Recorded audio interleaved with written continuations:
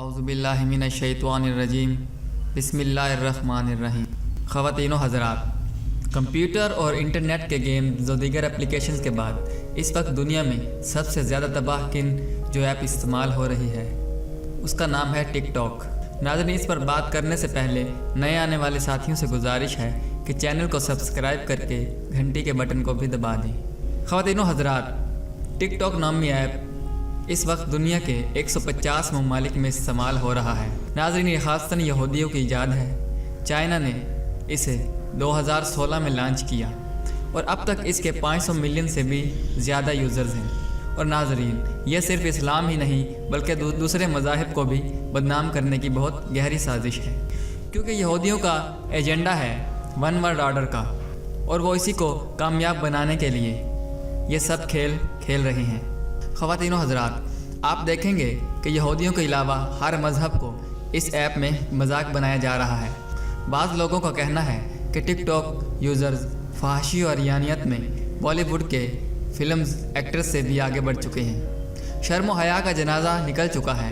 اس بیماری میں ایک طرف بوڑھے سے لے کر بچے تک اپنے ہونٹ ہلا کر ڈانس کر کے مشہور ہونے کی کوشش کرتے ہیں، تو دوسری طرف نوجوان نسل خصوصاً نوجوان لڑکیاں اس میں سب سے زیادہ ملوث دکھائی دیتی ہیں، اور ایک اندازے کے مطابق اس کا استعمال سب سے زیادہ مسلم خواتین اور لڑکیاں کرتی ہیں۔ عام لوگوں کے لیے وہ تصورات اور الفاظ جن کو پہلے سوچنا بھی معیوب سمجھا جاتا تھا، وہ اس ایپ پر آج کی دوشیزائیں اپلوڈ کر رہی ہیں۔ غیر مسلم لڑکیاں تو درکنار بہت سی مسلم اور باحجاب لڑکیاں بھی ایسے مناظر پیش کر رہی ہیں کہ شرم کے مارے ایک غیرت مند کا چہرہ پانی ہو جاتا ہے۔ چند فالورز اور لائکس پانے کے لیے فحش و جرائم، بے حیائی کے کرتب اور نت نئے ترکیبیں کرتی دکھائی دے رہی ہیں۔ غیر اخلاقی مناظر دیکھنے والے احباب کے شکوے سن کر یکلخت محبوب کائنات صلی اللہ علیہ وآلہ وسلم کا قول 100% سچ ثابت ہو کر بے ساختہ ذہن میں آ رہا ہے۔ آپ صلی اللہ علیہ وآلہ وسلم نے فرمایا کہ میں جہنم میں جھانکتا ہوں تو سب سے زیادہ عورتوں کو دیکھتا ہوں۔ یہ حقیقت ہے کہ جن گھروں کی خواتین ہوں یا لڑکیاں جتنی آزاد ہوتی ہیں، اتنی ہی تنگ لباس زیب تن کرتی ہیں، اتنی ہی بے حیائی اور عریانیت کا مظاہرہ پیش کرتی ہیں، اور آزاد خیالی کے مرض میں مبتلا ہو کر اپنی عاقبت خراب کر رہی ہیں۔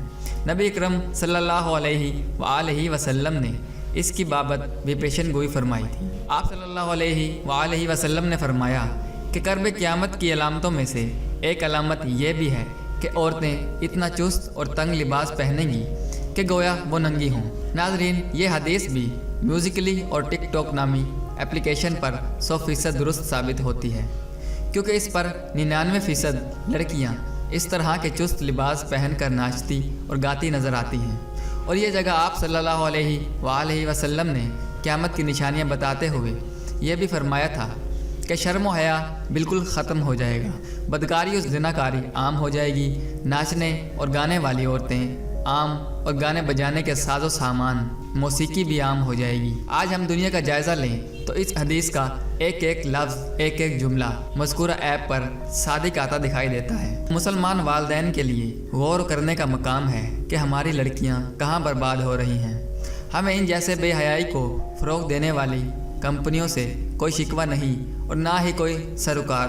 ہمیں تو شکوہ ہے ان والدین سے جو اپنی اولاد کو اس طرح کی کھلی آزادی دیتے ہیں، جن کی وجہ سے ہماری نوجوان نسل اپنے مستقبل کی پرواہ کیے بغیر تباہ و برباد ہو رہی ہیں۔ سوچنے کا مقام ہے کہ اس طرح کے اخلاق باختہ ویڈیوز کے پھیلاؤ کے بعد اس قوم کا اخلاقی مستقبل کیا ہوگا؟ کیا ان کے والدین کو ان لڑکیوں کی شادی کے بعد لڑکی کی نافرمانی، امور خانہ داری سے ناواقفیت، بے حیائی اور دینداری سے ناآشنا ہونے کی وجہ سے طلاق دیے جانے کی دھمکیاں نہیں ملیں گی؟ کیونکہ ان ہی چیزوں کی وجہ سے طلاق وغیرہ کی شرح بڑھ رہی ہیں۔